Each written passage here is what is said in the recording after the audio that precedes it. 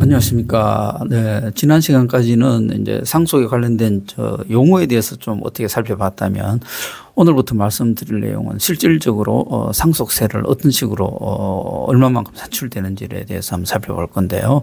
오늘은 전체적인 그런 아웃라인을 한번 살펴보겠습니다.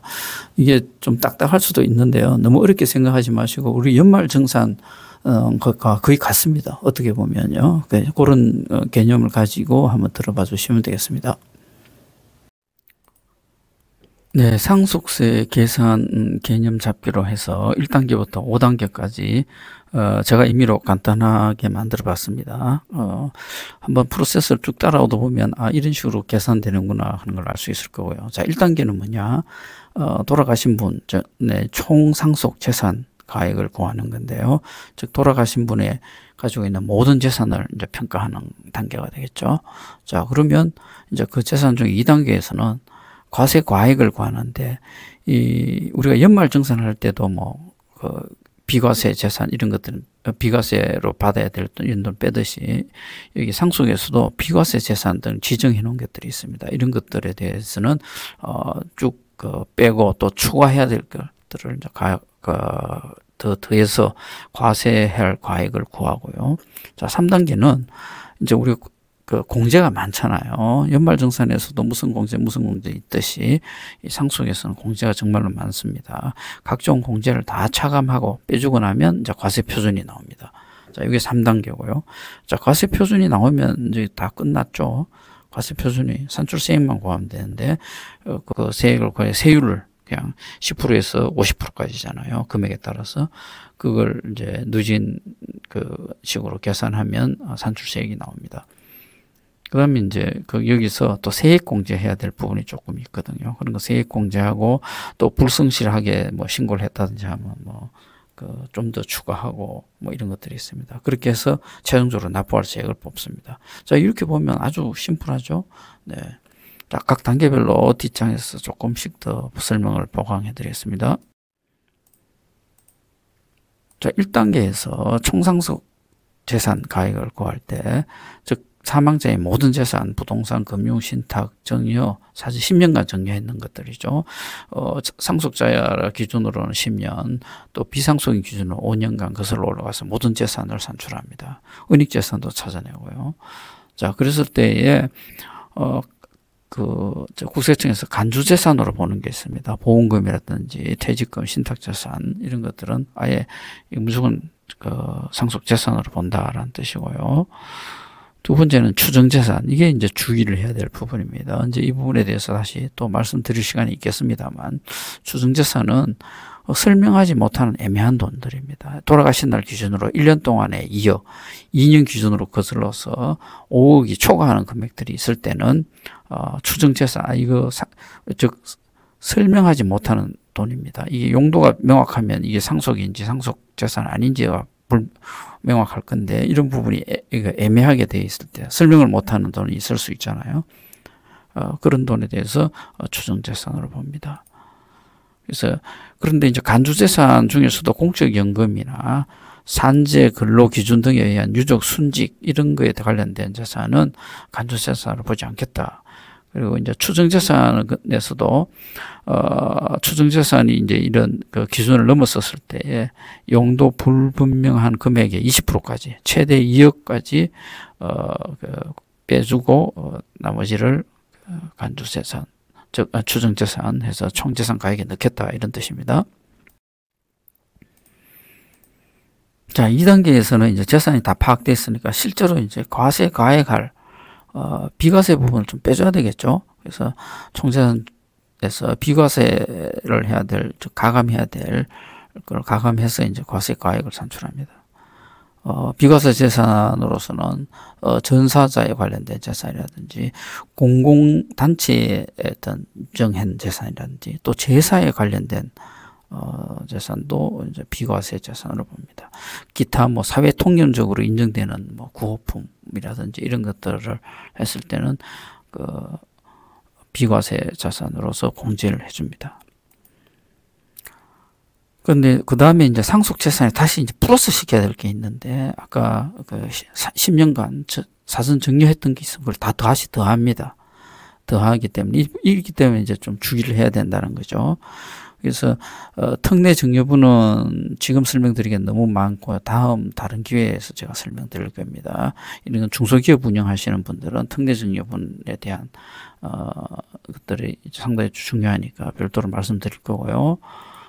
그리고 다시 이제 상속재산에서 빼줘야 될 재산들은 있는데 과세 가액 불산입액해서 공익법인 같은데 신탁했다든지 우리 사주도 이게 또 빼주게 되어 있더라고요.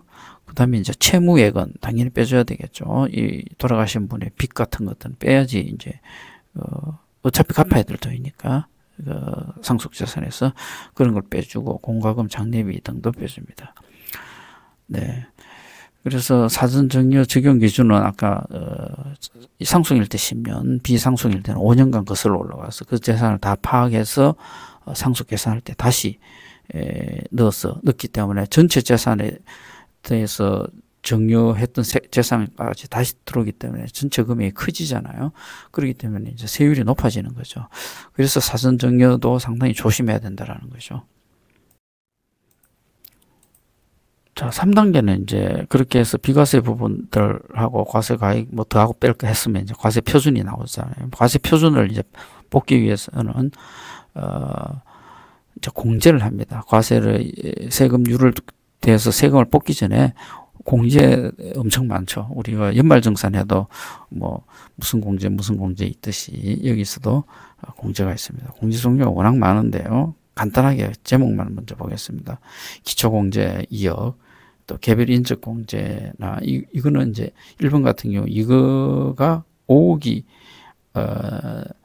안 되면 그냥 일괄공제로 선택할 수 있습니다. 일괄공제고 5억 넘으면 이거 기초공제 플러스 개별인적공제 합산해서 쓰면 되겠죠. 그리고 이제 배우자 공제 일반적으로 5억으로 알고 있는데 최대 30억까지 할 수 있고요. 금융재산 공제는 2천만 원에서 최대 2억까지 공제받을 수 있습니다.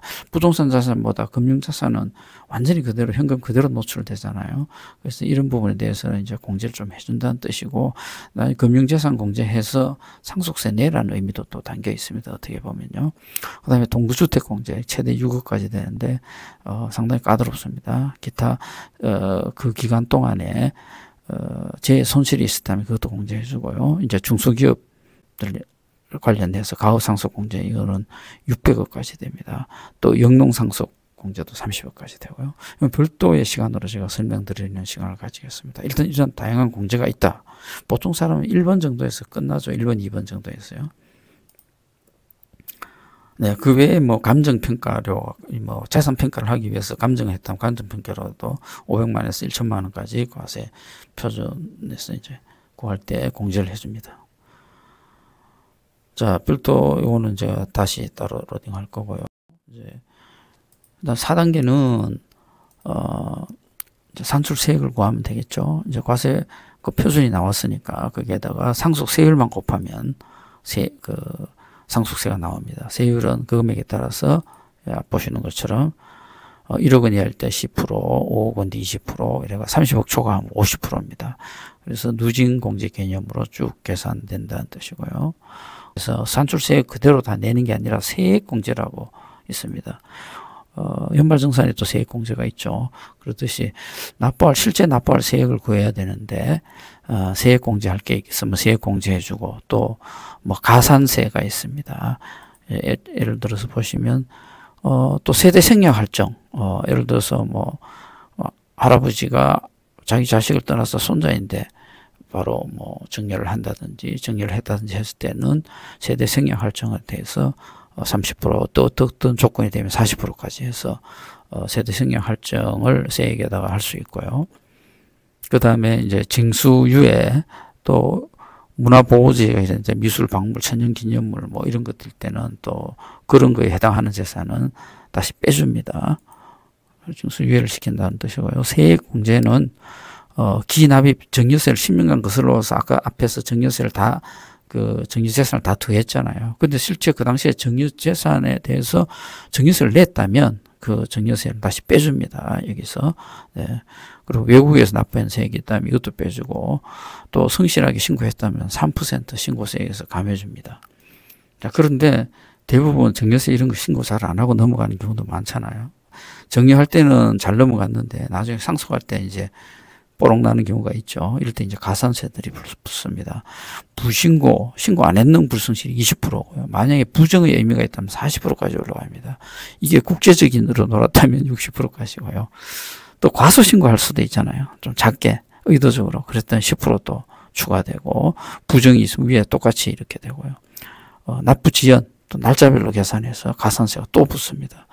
그러니까 정려를 했을 때는 정려세를 안 내면, 정려를 오래전에 했다 하면 10년 전에 했다 하면 10년간 동안에 납부지연 가산세에다가 무신고 불성실 등등 세금이 상당히 커지니까 상당히 주의해야 될 부분입니다. 자, 상속 세 계산하는 전체 과정을 한번 간단히 설명드려 봤는데요. 잠깐 복습하면 1단계부터 5단계, 이건 제가 나눈 1단계부터 5단계입니다. 어떤 공식이 있는 건 아니고요. 제가 이제 성격별로 나눠봤습니다. 1단계 전체 재산 파악하고요. 2단계에는 그 중에 이제 비과세 부분 빼서 과세 가액을 한번 산출해 보고요. 3단계에서는 각종 공제를 이제 빼주고 나서 과세 표준을 구합니다. 거기에다가 이제 세율을 곱하면 산출세액이 나오죠. 이제 거기에 산출세액에다가 세액 공제 받을 부분이 있다면 그런 것도 가감할 가산세가 있으면 해서 실제 납부할 세액을 뽑습니다. 네, 우측 사진은 서울의 청와대에 방문해서 한번 역대 대통령들 사진들 한번 찍어봤습니다. 이제 좀 있으면 청와대 관람이 어렵게 되겠죠. 빨리 다녀오시기 바랍니다. 네, 감사합니다.